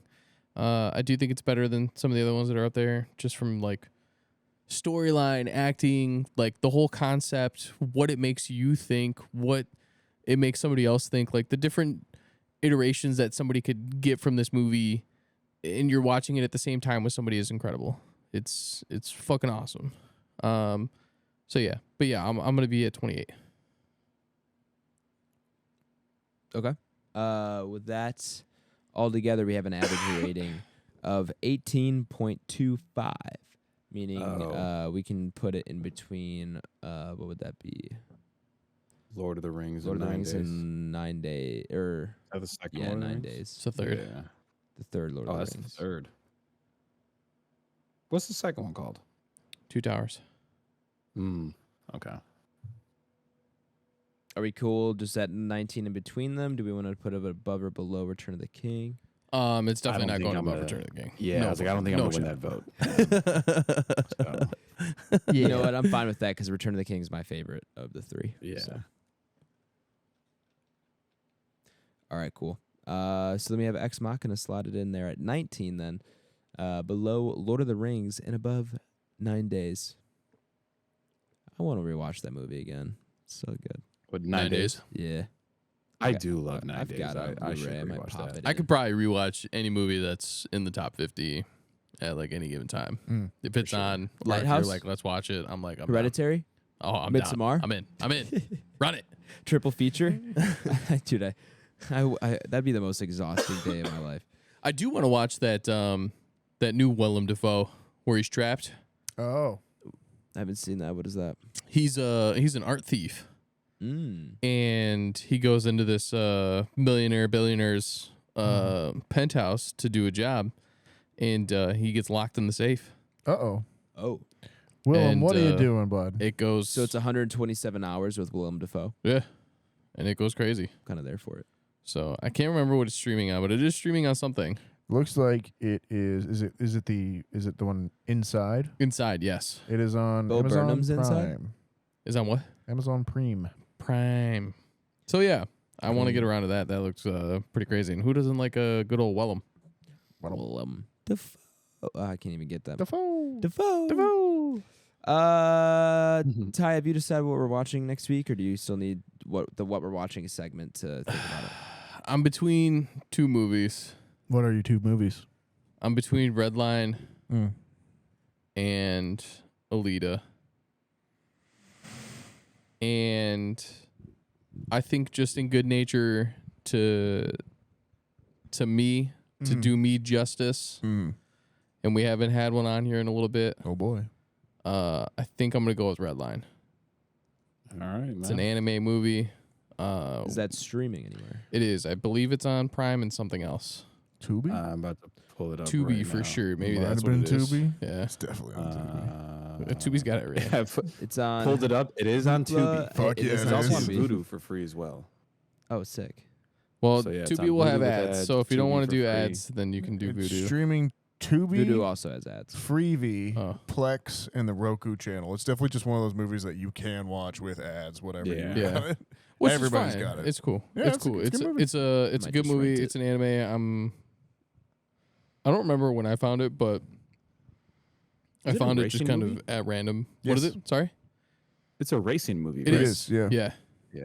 Okay. And yeah, man, it's always got a good vibe for me, and it's just a really fun watch. And you don't need like any background for like anime purposes or anything like that. There's no like prequel. There's nothing that you have to watch before this, and it's fun. I've shown it to Nathaniel, and he had a good time with it. It's From true. what I remember, Can and, vouch. And yeah, so I think I want to do Redline. Cool. All right. Watch it. Redline it is. You're What we're watching, people. I got two things. Dose. Those things. One, watch The Pope's Exorcist. Okay. With Russell how Crowe. was that? I heard it was actually Oh, the Russell much Crowe one. worse Yeah. than I Got would've it. Got it. thought. Got it. Yeah, I kind of want to see Nun too. I've heard that's absolute garbage. Oh, okay. Yeah, I not- could imagine that's not fucking good. terrible. Dang. I missed those Pope's movies. Exorcist, cheeseburger of a movie, man. Yeah? Just cheeseburger of a movie. But so, Blake, did you ever see The Right? I have seen that movie. So- It's been a while though. I There, haven't seen that in 8 years. I was watching The Pope's Exorcist, and I was like, "Damn, man, this movie, it's got a lot. It's very similar in plot in some points to The Right, and that's really interesting." And then I grab out the old IMDb afterwards, look it up. Yeah, a screenwriter wrote The Right. There you go. This motherfucker just makes the There you same go. movie every 10 years. Hey, good on him. Yeah, well, hey, good job if you can get it, right? People are gonna That's how fucking you keep work paying around for it. the Yeah. you work around the guild. Just So, doing this movie. yeah, I mean, it's not scary, but if you Sure. like an exorcism movie and you want to watch something for the fall and it's on Netflix, check it out. It's fine. Well, it was one of those movies that like ruined it for me. The It was- Exorcist? Yeah, it was like one of the like scary movies or something like that where they make fun of it. Oh, sure. And it's just funny to me now. Yeah. I mean, exorcism movies for me were the ones growing up that I was most scared of. Sure, 'Cause, yeah. When I like- first saw The Exorcist Oh, and shit like yeah. that, yeah, 100%. But they're nowadays, it's just the one like, I don't know, there's something comforting about them because it's like there's a, you know, It's the comfort rules. food. We're fucking sick people. We are. But it's comfort food, man. Like you know what the rules are. You know how you're gonna get rid of the demon. You know, Yeah, 100%. The kid's gonna be fine in the end, Yep. maybe. But yeah, so watch The Pope's Exorcist. The other thing I got to, which we'll see if anyone else on the squadron got to, but I watched and finished the One Piece live action series. I have two. Yeah. I have not. You're a bum. Oh, you're right. I am. Yeah. So what'd you think? I had a really good time with it. So did I. Yeah. Yeah, I thought I mean, my expectations were on the floor sure. for this thing. Yeah. But I think it's about as good as you can do. Yeah, I think for the amount of, again, I think we discussed this a little bit last week, but if you're not an anime watcher, Yep. and you're looking for something that has to do with pirates, it's live action, and you don't have a ton of like anime background, you don't even care about like the 1,000 episodes that One Piece actually is, then I think that, yeah, they do a perfectly fine job for somebody that wants to just jump into this and just see what the fuck it is. I think the characters or the cast, excuse me, not characters / acting, but the cast is all really, really well done. I think they did a killer job with casting. Yeah. So I'd be excited to see a Chopper at some point. Oh yeah. I I actually really- hope they continue with this. I really hope they go. I hope we get 3 seasons. Sure. You know, now whether that happens or not, I really doubt it. Yeah, But I think you could get up to the crocodile. I think so too. Season as well too.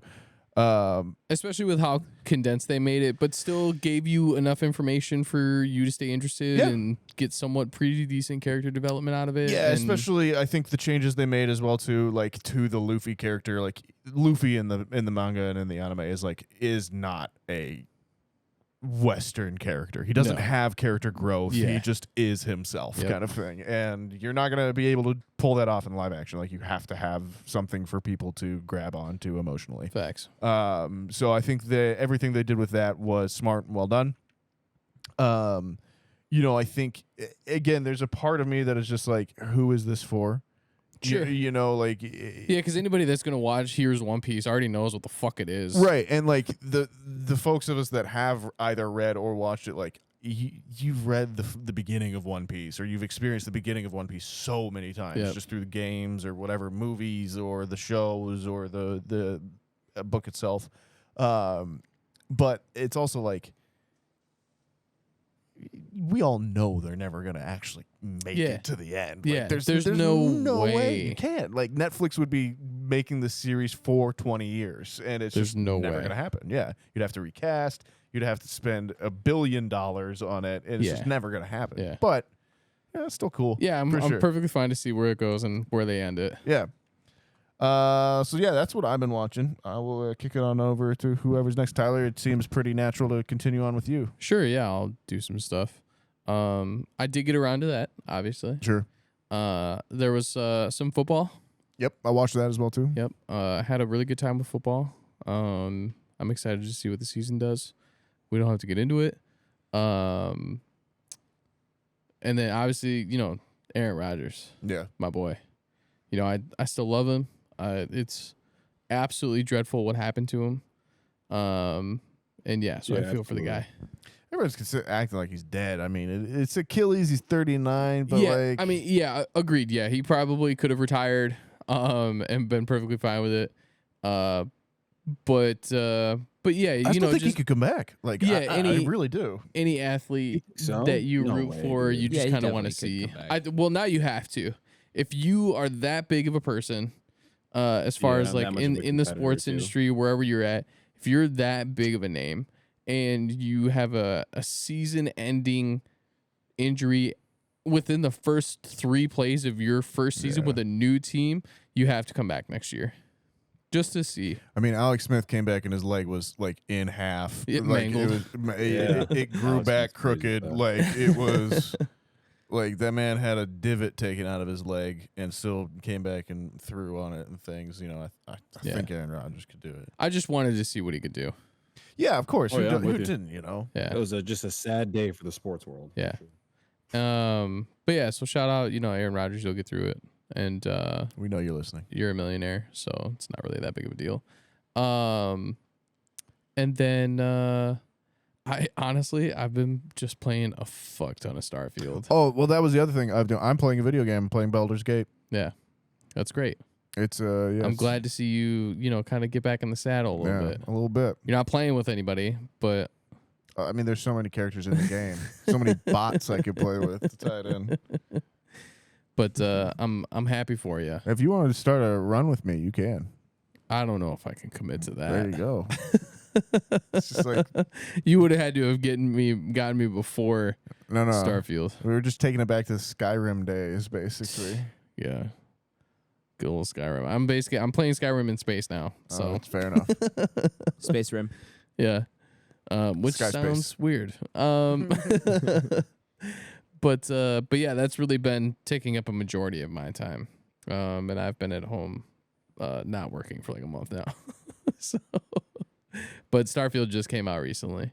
But yeah, that's pretty much all I've been doing. I don't think I really got around to anything else. There's been some Will and Grace in there, but I'm just waiting for it to be over.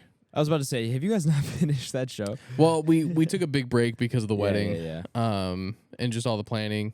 And earlier I referenced that like just planning a wedding will just make you black out at like certain points in your life and not remember, because I honestly did not remember if Return of the King was on the Entropy list or not. So yeah. But other than that, I haven't really got anything done. I think there's a race this weekend. I believe so. Yeah, Singapore. Yeah, and my sister's getting married on Saturday. So congrats. yeah. Cool. So Congrats. more weddings. Memory loss. So yeah. But other than that, that's all I got. I should say as well too. Shout out Luke Ribbich. He got married today over in Greece. I was so close. Bet. Wow. Blake, what have you been getting around to? Didn't watch a ton this week. He's just like, I didn't watch a fucking thing. Yeah, honestly, just a ton of football, man. So obviously watched NFL week 1, watching college football. So that's really been taking up bulk of my time. But yeah, so big Ravens fan, big Lamar Jackson fan. So they won. That's okay with me. Hopefully they can kind of turn something around. At least get a few W's in the playoffs. That'd be appreciated. And obviously a Bears fan proximity. And that was for lack of a better term, that was probably worst games I've seen in professional football. Did you say worst games you've seen of professional football? Yeah, for sure. Yeah. So they're really bad. And obviously you can go into I love follow a few people on YouTube. They give like film breakdowns and stuff that you'd like nerd out on shit, like how we talk about these. Sure. So I've been watching them and they were kind of talking film.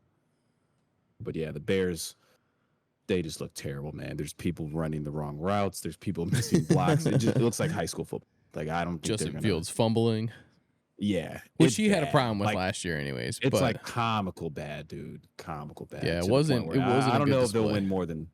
I can't imagine them winning more than probably 4 games. did they have the worst record last season? Yeah, they had the They did. first, they had They had the number one pick. I think they could very well repeat that based off the film that I just saw and like the assignments, the coaching, the play calling, And people that's just it's doing just the not a completely quick. wrong shit. It's just not a quick fix. Doesn't seem No, like. yeah, that stuff is like That's organization. Well, it's funny fixes. because That's like the Bears like thought that we were like they were on like track. Like this was the fix. This was supposed to It be the was. season that was like supposed to Sure. be Man, You don't have to remind me. the fix. The more I've paid attention to professional football, the more it seems like that seems to be the whole freaking industry. Is this like, yep, so we are gonna make this team and do it together, and we're gonna all do it. If we don't have instant success, blow it all up. It's fucked. Fuck it, yeah. Like, yeah. tank for 5 Unfortunately, years. that is the NFL. like, It's what tough, the but heck, man? It's now like That's year I 3 think for that's them, one of the reasons so, why I love Green Bay so um, much is because I've Consistent. had 3 quarterbacks my lifetime. True. 3. Not yeah, 30. that's unbelievable. And like granted, yeah, we get lucky, but that's like I wouldn't even say lucky, but like that's the whole program. Yeah. That's what Yeah. the entire program's been built off of. We find a good Why do you win quarterback, football games, man. we play around them, we make it about them, and you give them weapons that cater to what their abilities are. Wait, And then when you wait, find somebody else, wait. you make them sit for the next 3 or 4 seasons to fucking learn. Are you For saying you can design an offense around a QB's strengths? You can. You can't just force them to pass. You cannot, or force them to put the game on their back and run, and then when they get fatigued because they're the only one doing anything, they make mistakes. Justin Yeah, Fields is Adam, a it good was like- quarterback. He's a great I believe- quarterback. He is like firmly believe he's a quarterback to take us there. It's everything. And else. it's unfortunate. It's so that unfortunate. He feels like he has so much pressure to put everything on himself that he Yeah. can't rely on anybody well, else. It And is the play unfortunate, calling- but it's also fair. Like he does have so much. Like it's true. He does have a lot of pressure. The play on him. calling is just Yeah. atrocious. It's abysmal, dude. It's gross. Yeah, I It's saw, gross. I it's saw, bad. I saw a And I meme was of just like watching- Gatsby's. Was that his name? Gatsby?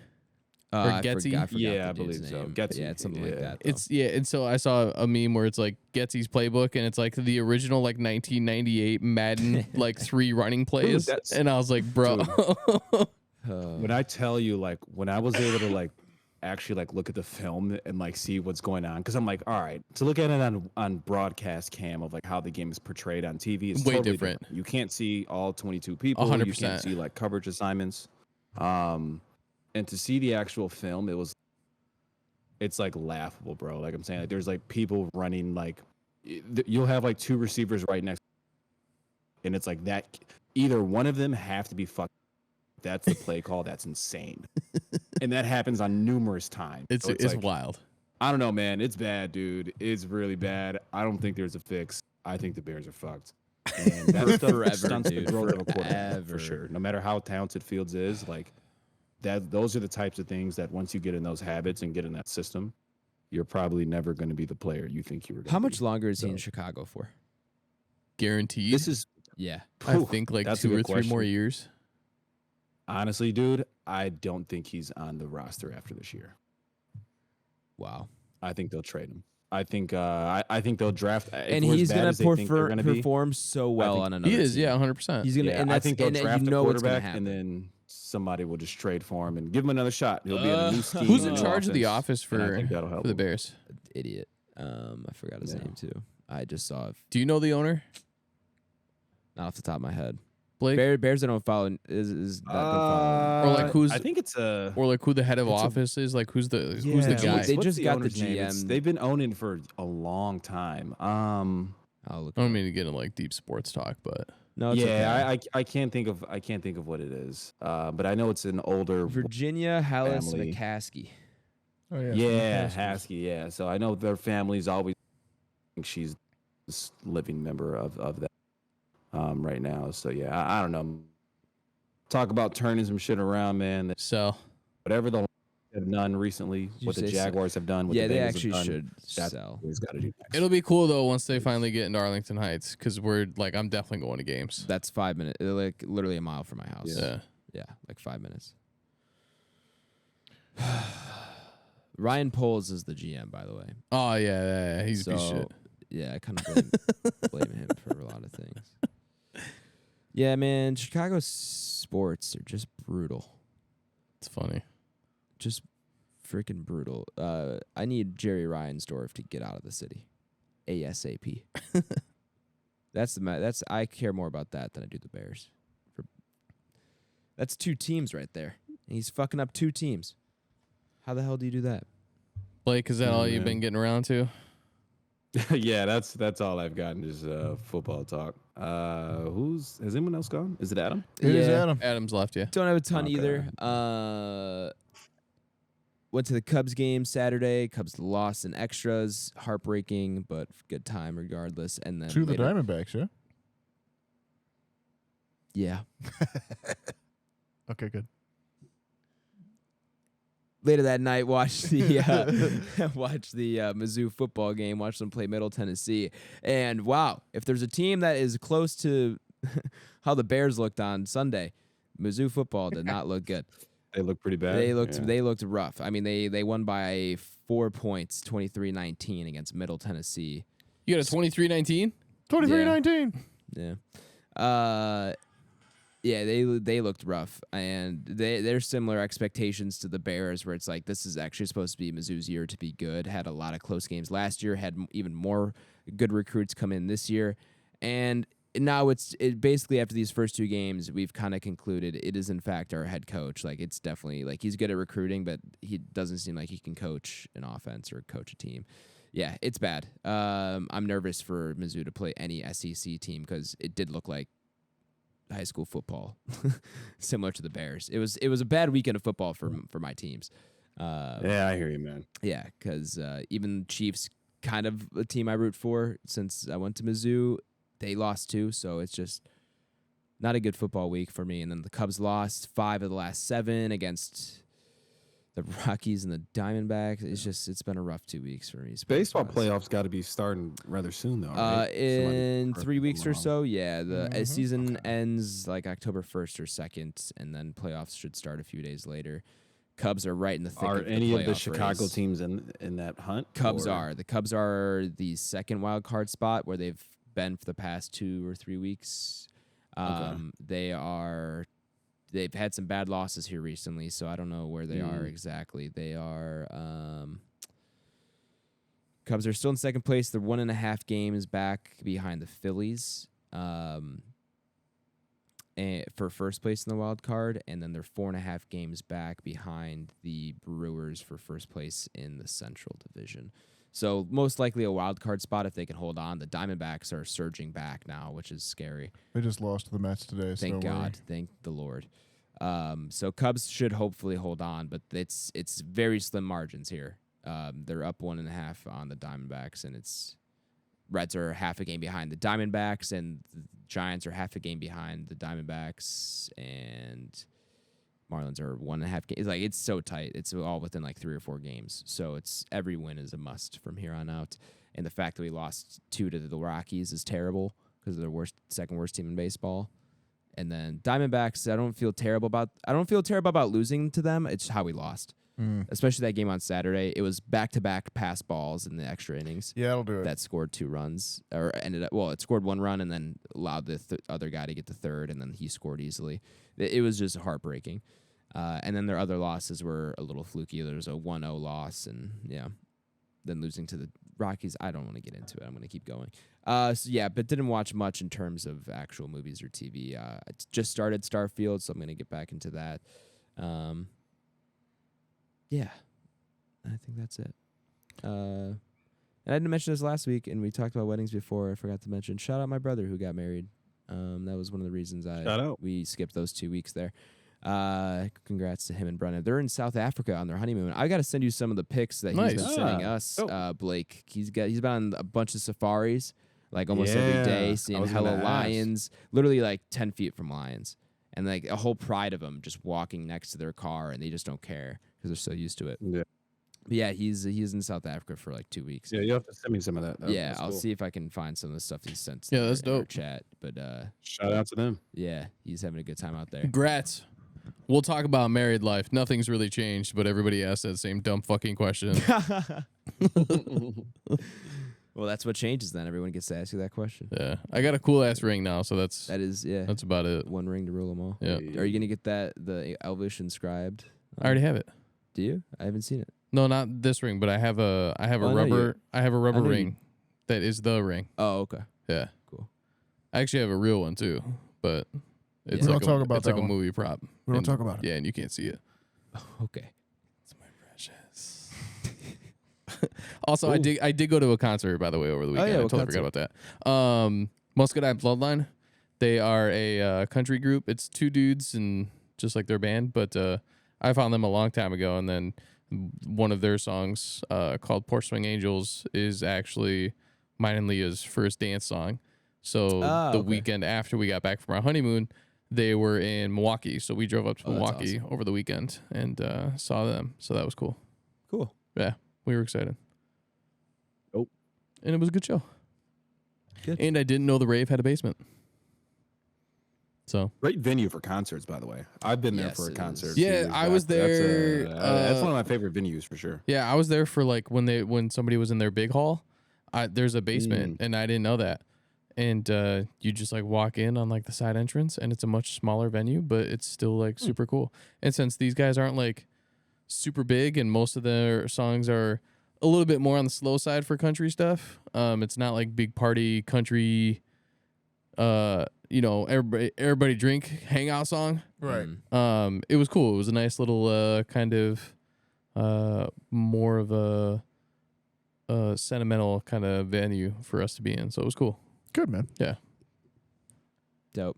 Well, I think that's all of us for what we're watching. Let's get on out of here. As we mentioned before, watch Redline for next week's episode. Redline. Is that You'll the get theme it. song? You'll get it. Okay, cool. Watch that and then join us for our review of that next week. Nathaniel, 5-star review. Did you check? No 5-star review this week, but if you want to give us one, you can do it in Apple Podcasts, and we will put it on the podcast. We will. We'll do it. Don't We're not don't lying. tempt us. Yeah, don't make us do it because we'll do it. We'll do it. If you don't want to give us a review, you can also send us an email at backrowbanterpod@gmail.com for any of your questions, Good mail. comments, concerns, or grievances, anything of that sort. And then while you're at it, might as well just follow us on Twitter at BanterRow, on Instagram at BackRowBanterPod, and on YouTube for just Back Row Banter. Short and sweet. BlakeHolder, where can the people find you at, my man? What up? Letterboxd, BlakeHolder. I'll be on there logging some things out of 5 stars. I don't think I gave Ex Machina a review. Oh, you did. Either of my first. Oh, I did? Well, you gave it this one this time. At least I saw you Okay. had recently given it stars. Blacked star out. reviews. Okay, I got Blake's you. been So, yeah, working maybe too much. Too many things going on, fellas. Yeah. So, yeah, you can find me on there. PlayStation, Xbox, Mr. Water Coolers. Mortal Kombat comes out. I think it's tomorrow. Oh, soon, or yeah. Friday. Yeah. One of those days, yeah. So I think if I can survive the next 2 days at work, I think I'm gonna go myself a K1. Probably just playing that shit all weekend. As So, you should. Yeah, man. That's Video all I games got. are therapeutic. True. True. Yes, sir. I'll pass it to I don't know. We'll go to Nathaniel because I can see him on camera. Hey, you can find me on Instagram at NathanielG92, on Letterboxd and Twitter at NSGingrich. Sandpiper Tapes is my other podcast. Adam. You can find me on Twitter at Aish24, on Letterboxd at Aish, and on Twitch if I ever start streaming again. I gotta set that up. I miss streaming. Twitch.tv/Aish. Tyler, did you go yet? No, You? I'm last. Go. Yeah, I'm thinking about doing the Twitch thing too now that we're not doing wedding stuff. So yeah, look for that. Maybe we'll get some more stuff up and You maybe want to start a F1 season together in F1 23? Yo, Oh, I might be down. do it. We could run it. It'd be sick. Yeah.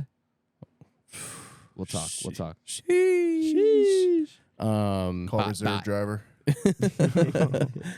And then Instagram, Letterboxd, and X are all Tyler Vidalis, VIDALES. I'm gonna keep doing it. as you should. Devil's advocate. I think that's it. Yeah. I'm just calling Twitter Yeah. by its proper pronoun. You're not wrong. I like Twitter better than X. Are you Forever Xing? Twitter. I'm Xing right now. Maxing That sounds very sexual. Thank you all for joining us for episode 161 of Back Row Banter. Thank you all for listening, especially if you made it this far into the episode. You're my favorite type of listener, and we really do appreciate it. Join us for our review of Redline next week. We'll be RB. Be excellent to each other, everyone, and we will BRB. Thanks for stopping by. We appreciate you most of all for tuning in and listening to us because it's really the only reason why we do it. And spread love. And yeah, we'll be RB. Thanks for listening. Thanks for the support. We wouldn't be able to continue a podcast if it wasn't for you. So we'll be RB.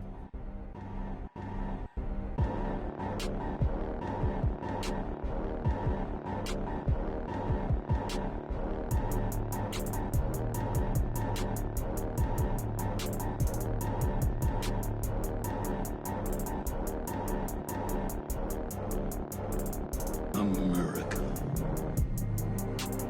Ready for another lesson.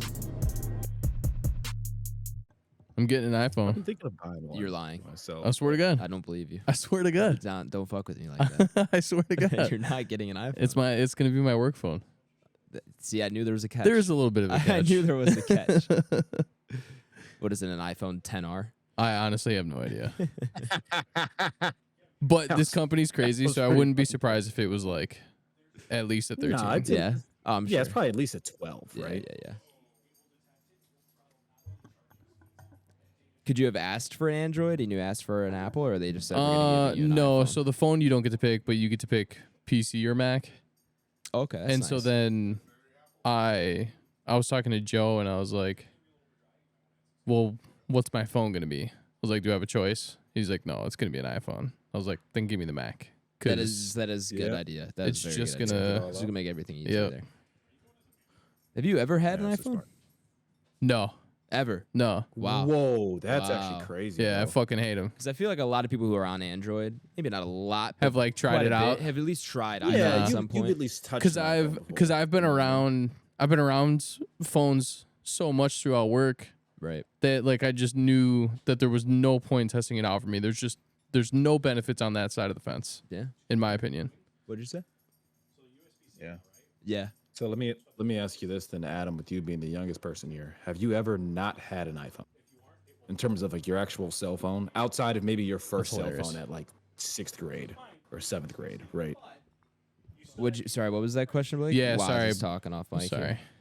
No, it's You- all good. I was gonna say, for you being the youngest person, my question is gonna be: have you ever had a cell phone that wasn't an iPhone, outside of like maybe like your first phone at like 7th grade or 6th So grade? my or something first like that, phone, right? my first phone was an LG Expression. It Okay, was. yeah. It was. I figured you were just a tad bit too old for your first phone to be an iPhone. I think Yes, if you were I like, am. I am. if I you mean, were like the 20 iPhone, years old right now, we'd Right. probably hit it. Right. Yeah. Because I know there are people that just go straight to iPhone, Was that and there was that LG a smartphone? No, it was. It was a 2-inch touchscreen, Oh, okay. slide keyboard. Oh, that's right. We have talked about We that. have- talked about already, this once I before. already feel like I've had too much sugar.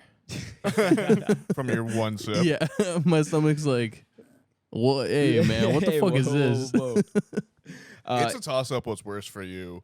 That just in its normal form, or those Mountain Dew alcohol beverages? Those are bad. Oh, the hard Mountain Dews? Yeah. Those are bad, but they're so good. That sounds Who like knows? fucking crack. Who bro. cares? I talked to my friend about it that works in the industry, my old Budweiser buddy, and he's like, yeah, those nothing that is grown out of the ground goes into those. No, yeah, 100%. Water is the only natural element occurring in those. It's just pure synthetic. Blake, I also had a Nokia. That was my second phone in between my first phone and the iPhone. So that was like a Windows smartphone. I could have had an Android, and I chose the Nokia because I was like, I can love Xbox, and I was like, that looks like Xbox, and it's gonna work with my Xbox, and so I got the Nokia instead of an Android. So that would have been my only enough. Android experience, and instead I went Nokia, which was Windows, a Windows phone, so it was jank. And then after that broke, after like a year and a half, 2 years, then it's iPhone, and I've been iPhone ever since. Yeah, I think I didn't get my first iPhone till it was my freshman year of college. So it's at 2013. So now a decade with iPhone. But yeah, prior to that, I was Android, man. But my mom also worked for Motorola for like majority of my childhood. So like it was like not even a debate of what phone I was gonna get. Yeah, never had an iPhone. I have. I've had a Nextel. You guys have that? What is that? You don't know what an Nextel is? Nextel Direct Connect to the bullpen. Used to be what they would always say whenever a is new that a pitcher was sponsorship? brought in. Yeah, in the Diamondbacks. So Nextels were. It was basically a walkie-talkie. Yeah. So like, if you had a Nextel, and I had a Nextel, there's a little button on the side of the phone, and it just chirps. It goes, burp, and then you can either start yelling shit, or you can just like give you a phone call. Just like give you a chirp, and then you would know that somebody wants to like walkie-talkie you. So it's just basically a phone. It's literally a walkie-talkie. It's a walkie-talkie for grown-ups. This sounds like a phone. Well, because you're not like in a call. Right. It was You like, literally hold down the button to talk. Got it. Okay. so it was like it became the go-to on construction sites. Like Got you would chirp each other, and then like if you needed to make a call to your supplier, you had your phone right there, and you would just flip it up and make a phone call. You didn't have to flip it up. So yeah, You could these just- are still the Yeah, old school. you could still yeah. you could fucking. Burp, hey, what's up, So man? it And sounds then- like it's a hybrid pager phone. pretty kind much. of. Yeah, It was the coolest thing ever. they were all yellow and black and rubberized. You know what Yeah. I wish? Yeah, took mine off looked like a more? fucking brick. I wish the walkie-talkie feature on the Apple Watch was more popular.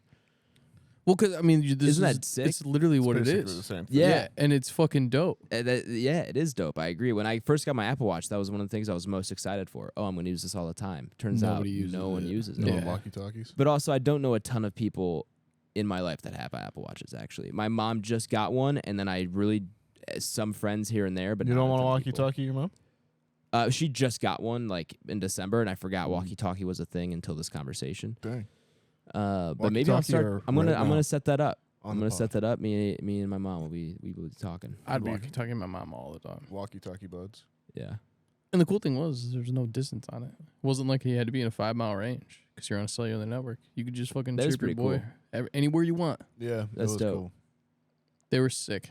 There's probably somewhere out there still using like It's that probably same an app. technology. There's probably an app that can do Probably, something like probably that. like some dude over in Should, like Romania. should we get Back Row Banter Xtels or whatever they're called?